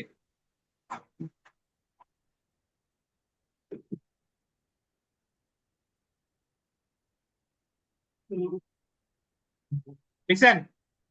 অনলাইনে যারা আছেন আপনারা শুনতে পাচ্ছেন কি বলছি?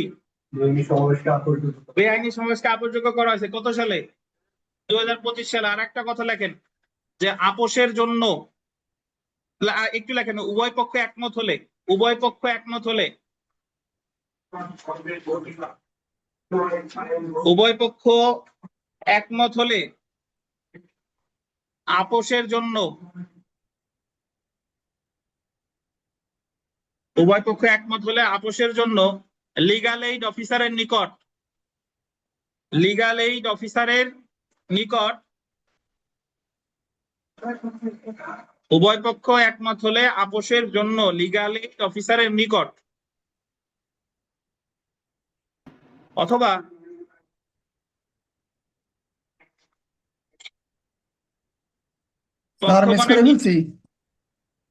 অথবা পক্ষগণের নিযুক্ত অ্যাডভোকেটের নিকট পাঠাতে পারে। যারা মিস করছেন আমি বলবো আগে ওনাদের লেখা হোক। পক্ষগণের নিযুক্ত অ্যাডভোকেটের নিকট পাঠাতে পারে।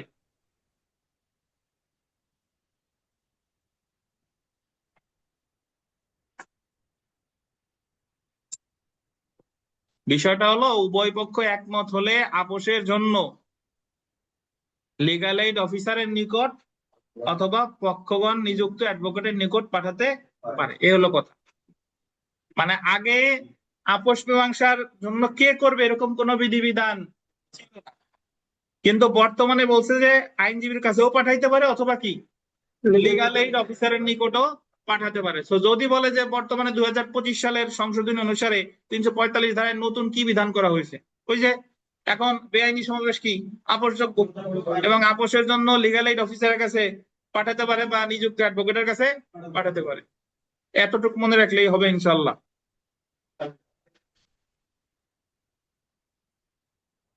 হ্যাঁ হ্যাঁ ওইটাই। হ্যাঁ আচ্ছা, এখন সব শেষের প্রশ্নটা একটু চলে এসে দেখেন, ফৌজদারি কার্যবিধির কত ধারায় ওপেন কোর্টের বিধান আছে পাইছেন? ওপেন কোর্ট, ওপেন কোর্ট মানে হলো প্রকাশ্য আদালতে বিচার হবে, মানে যেখানে বিচার হবে সেখানে সর্বসাধারণের থাকার অধিকার আছে, এটার বলে কি court? Open court. So open কোর্টটা আছে 352, এবং এখানে একটু লিখে রাখেন ক্যামেরা ট্রায়াল বা রুদ্ধদ্বার কক্ষে বিচার, ক্যামেরা ট্রায়াল বা রুদ্ধদ্বার কক্ষে বিচার বা গোপনে বিচার আর কি, ক্যামেরা ট্রায়াল বা রুদ্ধদ্বার কক্ষে বিচার, এটাও 352। ফৌজদারি কার্যবিধিতে ওপেন কোর্ট মানে প্রকাশ্য আদালতে বিচার হবে, এটাও যে ধারায় আছে বিশেষ বিশেষ অপরাধের ক্ষেত্রে গোপনে বিচার হবে বা ক্যামেরা ট্রায়াল হবে, এটাও কি একই ধারায় আছে। কত ধারা? 305। এখন ক্যামেরা ট্রায়াল মানে এই না যে আপনারা অনেকে ভাবতে পারেন যে ওই জায়গায় ক্যামেরা থাকবে, যে শেখ হাসিনার বিচার মানবতা বিরোধী অপরাধে যেরকম সম্প্রচার করছে সরাসরি, ওটা কিন্তু ক্যামেরা ট্রায়াল না, ওটা ওপেন কোর্ট। বুঝছেন? অনেকের মনে ভাবতে পারে যে ক্যামেরা ট্রায়াল মানে হলো ক্যামেরায় সরাসরি সম্প্রচার করবে, বিষয়টা তা না। কিছু কিছু স্পর্শকাতর বিষয় আছে, যেমন ধর্ষণ বা অন্যান্য অপরাধের ক্ষেত্রে এগুলা এখানে রুদ্ধদ্বার কক্ষে আদালত বিচার করতে পারে। তো ধারা 353টা একটু লিখেন, যার লেখা নাই। ধারা 353, আসামি বা তার পক্ষের উকিলের উপস্থিতিতে, আসামি বা তার পক্ষের উকিলের উপস্থিতিতে আদালত সাক্ষ্য গ্রহণ করবে। আসামি বা তার পক্ষের উকিলের উপস্থিতিতে আদালত সাক্ষ্য গ্রহণ করবে।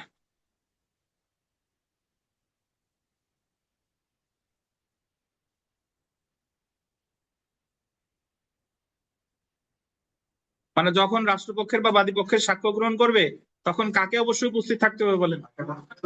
আসামিকে অথবা তার পক্ষের আইনজীবীকে। ধারা কত? 353।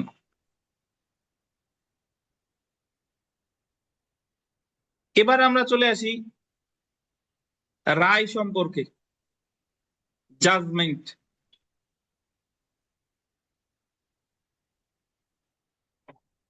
তিনশো 66 থেকে 373।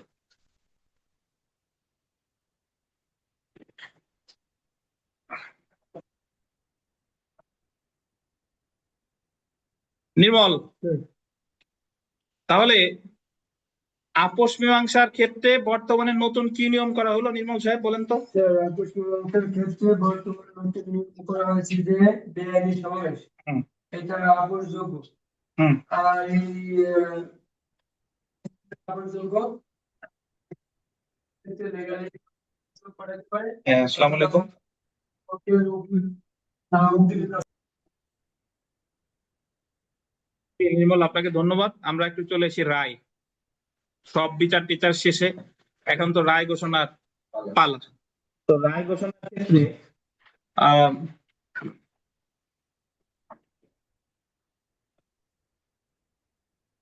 বিচার সমাপ্ত হবার পর দেখেন, আমরা একটু পড়া শুরু করি যে বিচার সমাপ্ত হবার পর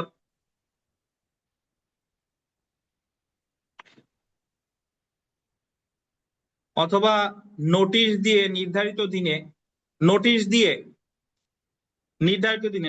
দিয়ে এটার একটু উপরে লেখেন বা নিচে যেখানে লেখেন পক্ষ বা উকিল, নোটিশটা দিবে হচ্ছে পক্ষকে অথবা উকিলকে। নোটিশ দিয়ে নির্ধারিত দিনে গোল দিবেন প্রকাশ্য আদালতে বিচারের রায় ঘোষণা করা হয়। এখানে অনেকগুলো বিষয় আছে। প্রথমত বলতে পারে যে বিচার সমাপ্ত হওয়ার সাথে সাথে কি রায় ঘোষণা করতে পারে? পারে। ওই যে বিচার সমাপ্ত হওয়ার অব্যাহত পর। অথবা নোটিশ দিয়ে, কারে নোটিশ দিবে? পক্ষ বা তার উকিলে নির্ধারিত দিনে প্রকাশ্য আদালতে রায় ঘোষণা করবে। কি আদালতে? প্রকাশ্য আদালতে রায় ঘোষণা করা হয়। ভিন্নরূপ বিধান না থাকলে প্রত্যেকটি রায় আদালতের প্রিজাইডিং অফিসার কর্তৃক লিখিত হবে। মানে এই রায়টা লিখবে হলো আদালতের প্রিজাইডিং অফিসার। প্রিজাইডিং অফিসার কি? সাধারণত বিচারক যিনি, তিনি তাকেই বলে প্রিজাইডিং অফিসার। প্রিজাইডিং অফিসার কর্তৃক লিখিত হবে এবং তার শ্রুত লিখনতে আন্ডারলাইন করেন আদালতের ভাষায় বা ইংরেজি ভাষায় লেখা হবে। এই কথাটা বলা আছে 367, যদিও স্ক্রিনে দেখা যাচ্ছে 366, এটা ভুল, এটা হবে 367। এই যে রায় আদালতের ভাষায় বা ইংরেজি ভাষায় লেখা হবে, এটা বলা আছে কত ধারায়? 367। তাহলে এখানে একটু বুঝেন যে রায় ঘোষণা করবে কি আদালতে? প্রকাশ্য আদালতে। তারপরে কে লিখবে? Presiding officer. কোন ভাষায় লিখবে? আদালতের ভাষায় না ইংরেজি ভাষায়। এখন 366 ধারা আগে শুনেন তারপরে লেখেন, যার নাই। 366 ধারায় বলছে যে রায় ঘোষণা করবে কোন ভাষায়? রায় ঘোষণা করবে আদালতের ভাষায় বা আসামি বা তার কৌশলীর বোধগম্য ভাষায়। একটা হলো ঘোষণার, একটা হলো লেখা। মানে ঘোষণা যেটা করবে, ঘোষণা করবে আদালতের ভাষায় অথবা কি আসামি বা তোর কৌশলীর বোধগম্য ভাষায়। কৌশলী মানে কি জানেন? আর এখন তাহলে যদি বলে রায় ঘোষণার ভাষা তাহলে 366, আর যদি বলে রায় লিখবে কোন ভাষায় তাহলে কত? 367। ঘোষণার ভাষা আপনি আপনি নিজের এইভাবে চিন্তা করেন যে ঘোষণা, ধরেন একজন নাইজেরিয়ান আসামি, সে কাঠগড়ায় আছে, আর রায় ঘোষণার সময় সে বাংলাও বোঝে না, ইংরেজিও বোঝে না, তাই তারে রায় ঘোষণা করে তো তার বোধগম্য ভাষায় ঘোষণা করতে হবে, কিন্তু লিখবে কি ভাষায়? আদালতের ভাষায় বা তাহলে যদি বলে যে রায় ঘোষণার ভাষা কত ধারা? 366, আর রায় লিখবে কোন ভাষায়? 367। একটু লিখে ফেলেন যে 366 ধারায় রায় ঘোষণার ভাষা, আদালতের ভাষা বা আসামির ভাষা বা কৌশলীর বোধগম্য ভাষা। লেখেন 366 দ্বারা সমান সমান দিয়ে লেখেন 366 দ্বারা রায় ঘোষণার ভাষা হবে, রায় ঘোষণার ভাষা হবে আদালতের ভাষা বা আসামির ভাষা বা তার কৌশলের ভাষা। লেখেন রায় ঘোষণার ভাষা হবে আদালতের ভাষা বা আসামির ভাষা বা তার কৌশলীর ভাষা।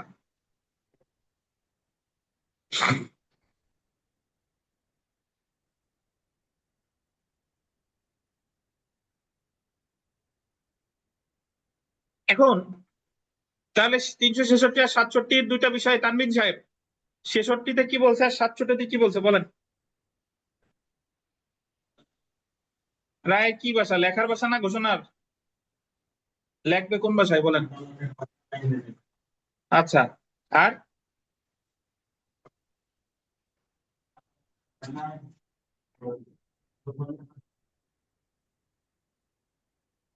ঘোষণার কথা বলছে 366 আর লিখবে 367। এর আগে আমরা ভাষা আরো পাইছি, মনে আছে কিনা আপনাদের? চার্জের ভাষা হবে আদালতের ভাষা বা ইংরেজি ভাষা, মনে আছে? 164 এর ভাষা কি হবে? 364 দ্বারাই বলা আছে আদালতের ভাষা বা ইংরেজি ভাষা, আর একটা কি আছে? আসামির ভাষা, মনে আছে? আচ্ছা, এখন আমরা চলে আসি রায়ে যে সকল বিষয় উল্লেখ করতে হবে। রায়ে নিম্নলিখিত বিষয় থাকতে হবে। প্রথমে দেখেন বিচার্য বিষয়, বিচার্য বিষয়সমূহ সিদ্ধান্ত, সিদ্ধান্তের কারণ, আসামি যে অপরাধে দণ্ডবিধি বা অন্য আইনের ধারা যে ধারায় শাস্তি পেল এবং সেই সাথে কি শাস্তি। মোটামুটি রায়ে সবকিছুই থাকে, যে বিচার্য বিষয় কি, এ কেন তাকে এই ধরনের সিদ্ধান্ত দেওয়া হলো, আর আসামি কোন আইনের অধীন শাস্তি পেল এবং কতদিন শাস্তি পেল, এই সম্পর্কিত বিধিবিধান আছে, এই মোটামুটি রায়ে উল্লেখ থাকতে হবে। তো আমরা চলে আসব বিকল্প রায় বা জাজমেন্ট ইন অল্টারনেটিভ। এখানে আমি আপনাদের একটা নোট দিব, এই নোটটা কে পান না? এখানে একটা এডিশনাল পেজ আছে বিকল্প রায়, কারা পান না একটু জানান। অনলাইনে তো পান নাই, আমি অনলাইনে গ্রুপে দিয়ে দিব, আর এখানে যারা পান নাই তাদের।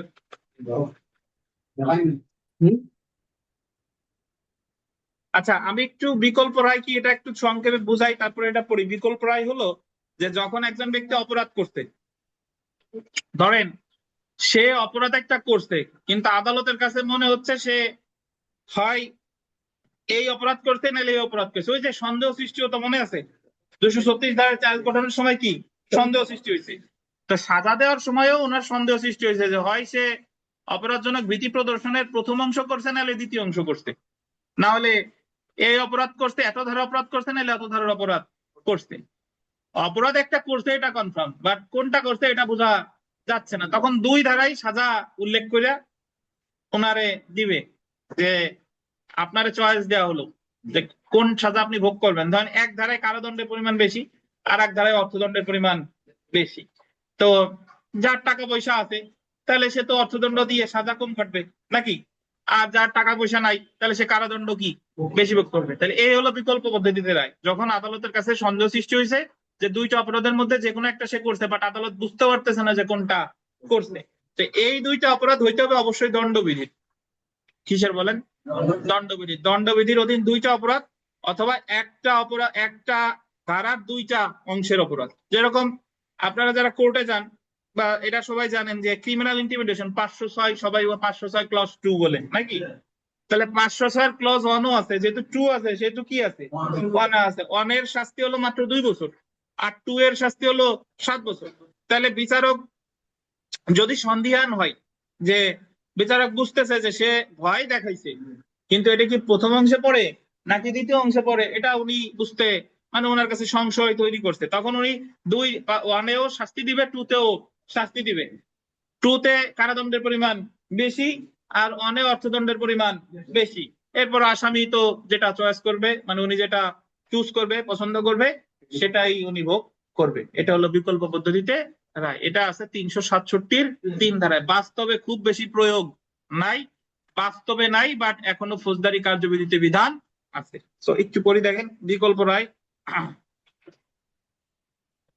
জাজমেন্ট ইন অল্টারনেটিভ, ফৌজদারি কার্যবিধি 1898 367 3 ধারায় বিকল্প রায় বা জাজমেন্ট ইন অল্টারনেটিভ সম্পর্কে বলা হয়েছে। এই ধারায় বলা হয়েছে, আন্ডারলাইন করবেন, দণ্ডবিধির অধীন দণ্ড দেওয়া হলে, কিসের অধীন দণ্ড দিছে? দণ্ডবিধির অধীন দণ্ড দেওয়া হলে অপরাধটি উক্ত বিধির, উক্ত বিধি মানে কোন বিধি? দণ্ডবিধির, গোল দিবেন 2টি ধারার মধ্যে। কয়টা ধারা? 2টি ধারার মধ্যে কোন ধারার অন্তর্ভুক্ত অথবা একই ধারার 2টি অংশের মধ্যে, এটা গোল দিবেন। একই ধারার কয়টা অংশ? হয় 2টা ধারা অথবা একটা ধারার কয়টা অংশ? 2টা অংশের মধ্যে কোন অংশের অন্তর্ভুক্ত সেই সম্পর্কে গোল দিবেন। সন্দেহ থাকলে আদালতে স্পষ্টরূপে উহা প্রকাশ করবেন এবং বিকল্প রায় প্রদান করবেন। তাহলে প্রথমত এই প্রশ্ন আসতে পারে যে বিকল্প রায় আছে কত ধারায় দণ্ডবিধির? 367-3। বিকল্প রায় দেওয়া যায় কোন আইনের অধীন? দণ্ডবিধির 2টা ধারা অথবা কি একটা ধারার 2টা অংশ। তো প্রশ্ন হচ্ছে এই মাঝের টুকু পড়বো না, প্রশ্ন হচ্ছে বিকল্প রায় কি এটা পড়বো। দেখেন এই জায়গায় আসে মাঝের টুক বাদ। প্রশ্ন হচ্ছে বিকল্প রায় কি? বিকল্প রায় হচ্ছে যখন বিচারক সাক্ষ্য প্রমাণের মাধ্যমে বুঝতে পারবেন আসামি একটি অপরাধ করেছেন, এটা কনফার্ম, কিন্তু অপরাধটি কোন আইনের 2টি ধারার মানে কোন আইনের 2টি ধারার কোন ধারার অন্তর্ভুক্ত বা একটি ধারার 2টি অংশের কোন অংশের অধীনে সংগঠিত অপরাধ সে সম্পর্কে বিচারকের মনে গোল দিবেন। সন্দেহ থাকে, বিচারকের মনে কি আছে? সন্দেহ। তখন বিচারক সন্দেহ করা অপরাধ 2টির বা একই ধারার 2টি অংশের অপরাধ 2টির শাস্তি আলাদা করে তার রায়ে উল্লেখ করবেন এবং আসামিকে পছন্দ করতে দিবেন আসামি কোন শাস্তি গ্রহণ করবে। আবারও বলিনি যে বাস্তবে এরকম খুব বেশি কিন্তু প্রয়োগ নাই, কিন্তু ফৌজদারি কার্যবিধিতে এই বিধান আছে। উদাহরণ দেখেন, ধরি ক আইনের 2টি ধারা হচ্ছে এক্স এবং ওয়াই, মানে কয়েকটা আইন, এই আইনের 2টা ধারা কি? এক্স এবং ওয়াই। এক্স ধারার অপরাধের শাস্তি হচ্ছে 5 বছরের কারাদণ্ড, মানে এক্স যে ধারা এই ধারার শাস্তি 5 বছরের কারাদণ্ড এবং 10,000 টাকা জরিমানা বা অর্থদণ্ড। একইভাবে ওয়াই ধারার শাস্তি হচ্ছে 1 বছরের কারাদণ্ড এবং 1 লক্ষ টাকা অর্থদণ্ড। তাহলে এক ধারার কারাদণ্ড বেশি আর এক ধারার কি? অর্থদণ্ড বেশি। বিচারক যদি সাক্ষ্য প্রমাণ শেষে রায় প্রদানের সময় দেখেন যে কোন আসামি ক আইনের অধীনে একটি অপরাধ করেছে, এটা কনফার্ম, কিন্তু অপরাধটি এক্স ধারায় বর্ণিত অপরাধ নাকি ওয়াই ধারায় বর্ণিত অপরাধ এটা সাক্ষ্য প্রমাণে স্পষ্ট না, তখন বিচারক 2টি ধারায় শাস্তি তার রায় উল্লেখ করে আসামিকে তার নিজের শাস্তি হিসেবে কোনটি পছন্দ সেটা পছন্দ করার কি দিবেন? সুযোগ দিবেন।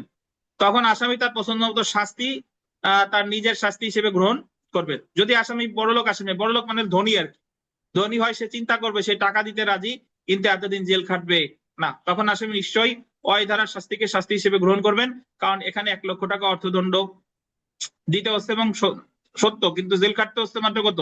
1 বছর। অন্যদিকে যে আসামি গরিব, মানে আর্থিক ভাবে সে অসচ্ছল, সে আসামি পছন্দ করতে পারে এক্স ধারায় প্রদত্ত শাস্তিকে, কারণ এখানে 5 বছর জেল খাটতে হচ্ছে এটা সত্য, কিন্তু অর্থদণ্ড মাত্র কত? 10,000। এভাবে বিচারক 2টি ধারার শাস্তি বা একই ধারার 2টি অংশের শাস্তি উল্লেখ করে আসামিকে তার নিজের শাস্তি পছন্দ করার যে সুযোগ দেন তাকেই কি বলে? বিকল্প রায়। এখন বিকল্প রায় অ্যাকচুয়ালি কখন দেওয়া যায়? যদি এই একটু যদি মানে দণ্ডবিধির উদাহরণটা যদি একটু দেখি, দেখেন যে জায়গা কি বলতেছে যে এই বিকল্প রায় ফৌজদারি কার্যবিধি অনুসারে, এই যে আন্ডারলাইন করবেন, কেবল দণ্ডবিধির অপরাধের ক্ষেত্রেই দেওয়ার সুযোগ আছে। কি অপরাধ? দণ্ডবিধি। বিচারক যদি মনে করেন যে আসামি একটা অপরাধ করেছে এটা কনফার্ম, কিন্তু সেটা দণ্ডবিধির 323 ধারা, 323 হলো ভলেন্টারি কজিং আক্ট, স্বেচ্ছায় আঘাত করা, আর 352 হলো ওই অপরাধমূলক বল প্রয়োগ করা। আপনাদের মনে আছে চার্জের সময় পড়াইছিলাম যে ধাক্কা দিলে এটা 323 হয় 352 হয়, মনে আছে? এখন বিচারকের কাছে মনে হয়েছে এটা 323 নাকি 352, সেটা নিয়ে সন্দেহ আছে। আবার কোন অপরাধ দণ্ডবিধির 506 পার্ট 1 নাকি 506 পার্ট কি 2, 506 আসলে ভীতি প্রদর্শন, কারো ভয় দেখানো, সেটা নিয়ে সন্দেহ আছে, অর্থাৎ সাক্ষ্য প্রমাণে পুরোপুরি স্পষ্ট না, সেক্ষেত্রে বিচারক 2টি ধারায় শাস্তি তার রায় উল্লেখ করবেন এবং আসামিকে শাস্তি পছন্দ করার কি দিবেন, সুযোগ দিবেন। এভাবে বিকল্প রায় প্রদান করার সুযোগ ফৌজদারি কার্যবিধি 1898 এর 367 3 ধারা প্রদান করেছে। আন্ডারলাইন করবেন, যদিও বাস্তবে এই বিকল্প রায়ের পদ্ধতি প্রয়োগ হয় না, তবুও যদি কখনো প্রয়োজন হয় তখন যাতে বিচারক এভাবে বিকল্প রায় প্রদান করতে পারেন সে সুযোগটি ফৌজদারি কার্যবিধি 367 3 ধারায় রেখেছে। মানে আমাদের আইনে ধর্মীয় আইন বলেন, রাষ্ট্রীয় আইন বলেন, অনেক বিধিবিধান আছে, এগুলো সচরাচর লাগে না, বাট পদ্ধতিটা আছে যাতে ভবিষ্যতে যদি জটিল পরিস্থিতির সৃষ্টি হয় যাতে এই আইন অনুসারে, মানে এই আইন অনুসারে কোনো সিদ্ধান্ত দিতে পারে। তাহলে বিকল্প রায় কোন আইনের অধীন দেওয়া হয়?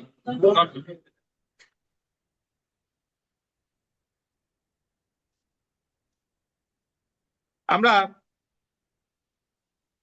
চলে আসি দায়রা আদালত কর্তৃক রায়ের কপি অগ্রবর্তী করা। দায়রা আদালত কর্তৃক রায়ের কপি অগ্রবর্তী করা 373 ধারা। দায়রা আদালত কর্তৃক যে মামলার বিচার করা হয়েছে সেই মামলার রায়ের ও দণ্ডাদেশের কপি দায়রা আদালত পাঠাবে। মানে দায়রা আদালত যে মামলাটা বিচার করছে রায়ের কপি বা দণ্ডাদেশের কপি এটা চিফ মেট্রোপলিটন ম্যাজিস্ট্রেট বা চিফ জুডিশিয়াল ম্যাজিস্ট্রেট যেমনটা প্রযোজ্য হয় এবং গোল দিবেন এবং জেলা ম্যাজিস্ট্রেট। পান নাই পিপার সাহেব? দায়রা আদালত যে কোনো মামলার বিচার শেষে এই মামলার রায়ের কপি কার কাছে পাঠাবে? যদি গোপালগঞ্জ হয় তাহলে চিফ জুডিশিয়াল ম্যাজিস্ট্রেট এবং সেই সাথে জেলা ম্যাজিস্ট্রেট, আর যদি ঢাকা মেট্রোপলিটন এরিয়া হয় তাহলে চিফ মেট্রোপলিটন ম্যাজিস্ট্রেট এবং সেই সাথে জেলা ম্যাজিস্ট্রেট।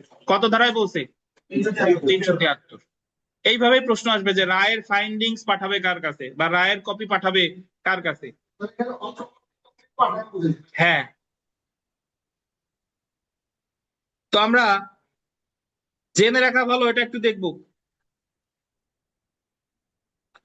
366(2) উপধারা অনুসারে যে ক্ষেত্রে বিচারের সময়, এটা আপনাদের পুরাতন বইতে নাই, আগে শুনেন তারপরে লেখেন।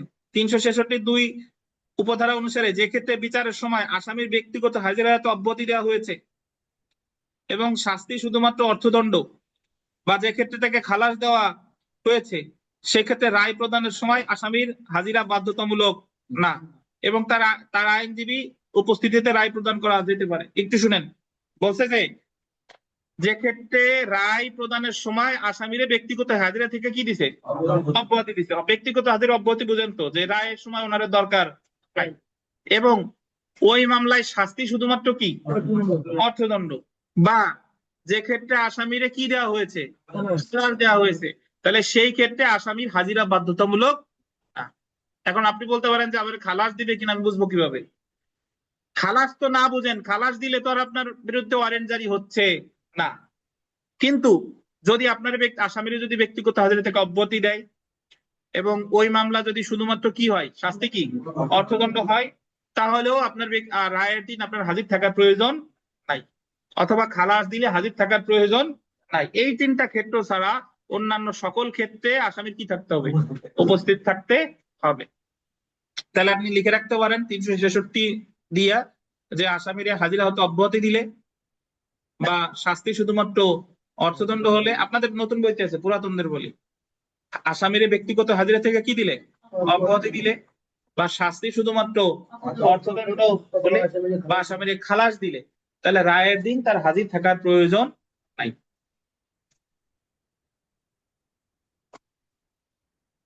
ব্যক্তিগত হাজিরা থেকে অব্যাহতি, অর্থদণ্ড, আর একটা হলো কি খালাস। এই 3টা ক্ষেত্রে আসামির রায়ের দিন সশরীরে হাজির থাকার প্রয়োজন নেই।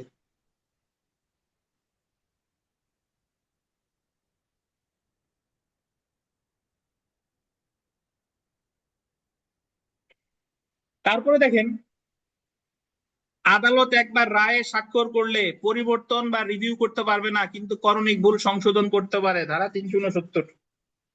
আদালত যদি একবার রায় সিগনেচার করে ফেলে তাহলে ফৌজদারি কার্যবিধিতে রিভিউ এর কোনো বিধান নাই, তবে করণিক ভুল ধরেন নির্মলের জায়গা সুনির্মল হয়ে গেছে,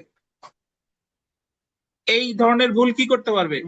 সংশোধন করতে পারবে। কত ধারা? 369। বুঝছেন? তারপরে দেখেন, মৃত্যুদণ্ডপ্রাপ্ত আসামি কত সময়ের মধ্যে আপিল করতে পারে তার রায়ের সময় আসামিকে বলতে হবে। এটা মৃত্যুদণ্ডের বিরুদ্ধে 7 দিনের মধ্যে আপিল করতে পারে। পরীক্ষায় প্রশ্ন আসবে যে কোন ধরনের অপরাধের ক্ষেত্রে আসামিরে আপিলের সময় বলে দিতে হবে? যখন কাউকে কি দেওয়া হয়েছে? মৃত্যুদণ্ড হয়েছে। মৃত্যুদণ্ড যখন দেওয়া হবে তখন ওই আসামির বলে দিতে হবে যে আপনার আপিলের সময় এই কয়দিন। বুঝতে পারছেন? 368 ধারা দিয়ে একটু দুই চার লাইন লেখা লাগবে, যাদের লেখা আছে তাদের তো দরকার নাই। শুনেন, ধারা 368। ধারা 368 লেখেন, ফাঁসিতে ঝুলিয়ে মৃত্যুদণ্ড কার্যকর করতে হবে। ফাঁসিতে ঝুলিয়ে মৃত্যুদণ্ড কার্যকর করতে হবে।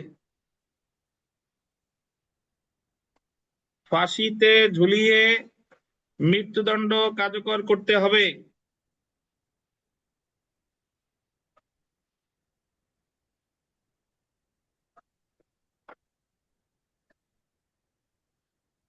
তারপরে যাবজ্জীবন কারাদণ্ডপ্রাপ্ত ব্যক্তিকে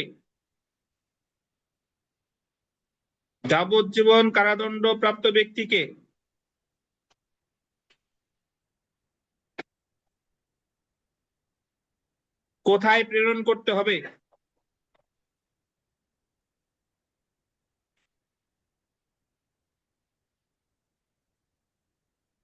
তার রায়ে উল্লেখ থাকবে না।